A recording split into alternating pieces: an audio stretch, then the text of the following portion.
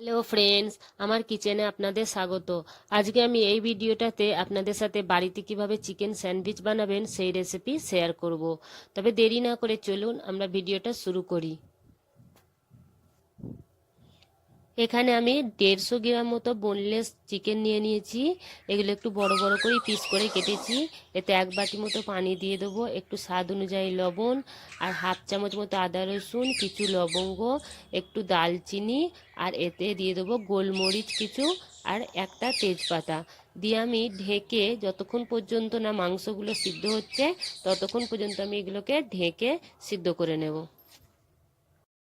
এখানে মাংসগুলো একদম সিদ্ধ হয়ে গেছে, পানিটাও একদম মরে গেছে। এবার যে মশলাগুলো ছিল তেজপাতা দালচিনি এগুলো আমি তুলে ফেলে দেব, আর এটাকে ভালোভাবে ঠান্ডা করে নেব। মাংসগুলো একদম ঠান্ডা হয়ে গেছে। এবার আমি এইভাবে দুটো কাঁটা চামচ দিয়ে মাংসগুলোকে একটু খুলে খুলে নেব। মাংসগুলোকে এইভাবে ছাড়িয়ে ছাড়িয়ে নিয়েছি। এবার আমি এতে লবণ অ্যাড করে দেবো একটু, আর এতে দেবো 1 চামচ মতো কেচাপ, 1 চামচ মতো ভিনেগার, 1 চামচ মতো রেড চিলি সস, আর 1 চামচ মতো মিওনিজ অ্যাড করে ভালোভাবে এগুলোকে আমি মিক্স করে নেব। এগুলো ভালোভাবে এবার আমি মিক্স করে নিচ্ছি। দেখুন বন্ধুরা, এখানে মিক্স হয়ে গেছে। এটা আমি সাইডে এবার রেখে দেবো। এখানে আমি দুটো ব্রাউন ব্রেড ব্যবহার করছি, আপনারা চাইলে হোয়াইট ব্রেডও ব্যবহার করতে পারেন। আমি এখানে ব্রাউন ব্রেড ব্যবহার করছি। এতে একটু আমি ভেতর থেকে আগে একটু বাটার লাগিয়ে নেব। বাটার দুদিকেই ভেতর থেকে আমি লাগিয়ে নিয়েছি।